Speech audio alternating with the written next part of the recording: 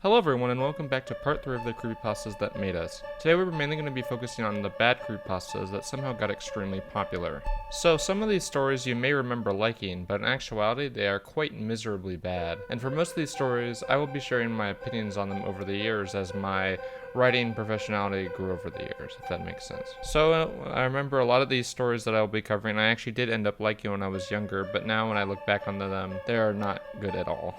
So now let's get on with the video. Hey! Wanna see my head come off?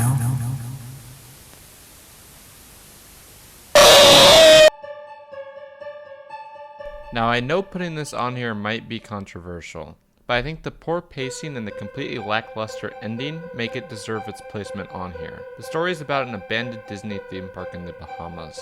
The theme park is called Mowgli's Palace, and the protagonist of the story mainly explains how quickly the place was abandoned for about 80% of the story. However, the horror of the story doesn't begin until he arrives at the theme park, which has been thoroughly abandoned for decades. This all culminates in him walking into an employees-only area covered in blood, with "Abandoned by Disney" written on the walls. When he walks in, he sees multiple mascot costumes laid out along the floor. And when he looks away, one of the mascot costumes comes up and says, "Hey, wanna see my head come off?"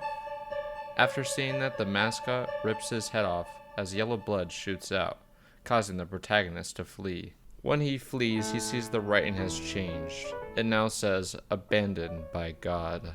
Now you may be asking, why do I think the story is bad? Well, I personally think it's bad because of the awful ending and its god-awful pace. In the story, it does a wonderful job explaining what happened to the place and its backstory. But this is all ruined when we get to the place. It's only about 2 paragraphs later that the monster rips off his head. So what gives? Instead of taking it slow, the story feels extremely rushed. The other thing that sucks about the ending is that nothing in the story has been hinting at something paranormal, and it would have been much better if the paranormal activity stuff had been left out. And it's also funny because I remember when I was growing up, this was one of my favorite creepypastas as a kid, because I remember playing the games that were based off of it, like Five Nights at Treasure Island. But I think I was mainly remembering the first half, which is an amazing setup for this really creepy location, but it's just completely ruined by the rushed and unfortunately super short ending. But all in all, I don't think this story is awful, but I would most likely say it's not good. And now let's get on with the next one.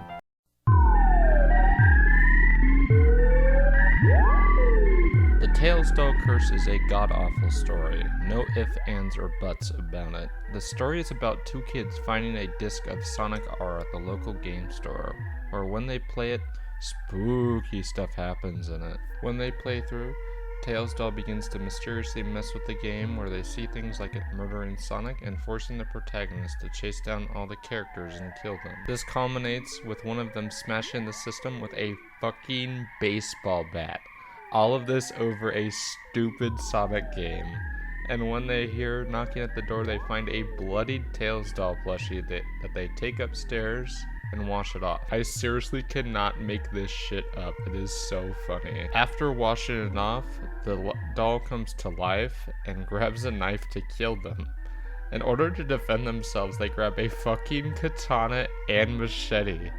How many fucking weapons does this family own? However, the plushie overpowers them and kills them. I shouldn't even have to explain why this story is so bad. Besides the massive plot holes and things that make absolutely no sense, the writing and grammar is also completely awful and utterly dog shit. And the whole fight scene in the backyard is absolutely one of the funniest things that I have ever read. I don't even know how this was ever taken seriously, as there's no way that anyone read this and thought this was completely serious. This shit is hilariously bad. And now let's get on with the next one.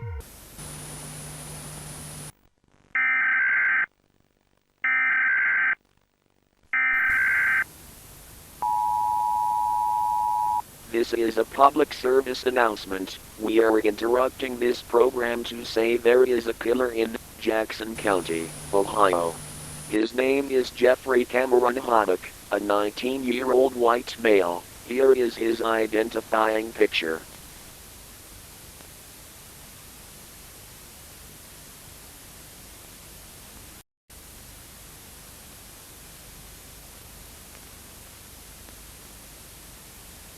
If you hear knocking and pleading, don't let the person in.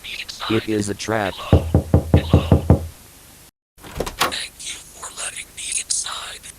Now, go to sleep.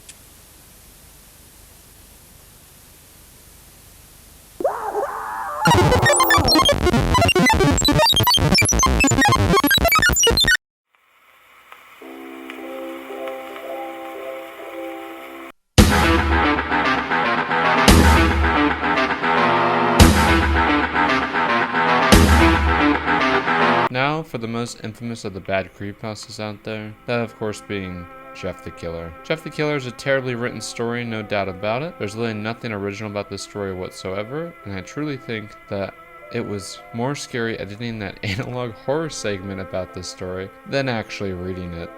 Jeff the Killer is a story about a teenager named Jeff that gets bullied by the most over-the-top and stereotypical bullies out there. On the first day of school, they somehow hold up Jeff and his younger brother Louie with a fucking gun.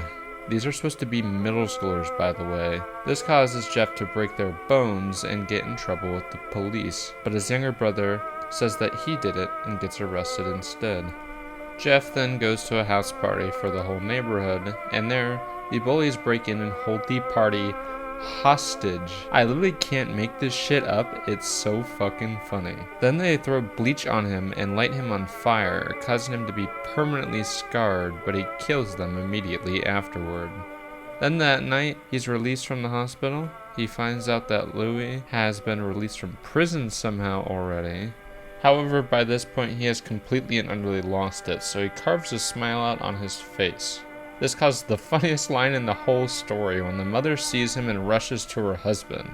"Honey, get the gun." But of course, Jeff is too strong and easily overpowers them, taking control and killing both of them and his younger brother. And that's the whole story. It reads like some teenager's fantasy and has grammar and writing mistakes galore. Most of the plot makes absolutely no sense and is laughably bad and flawed.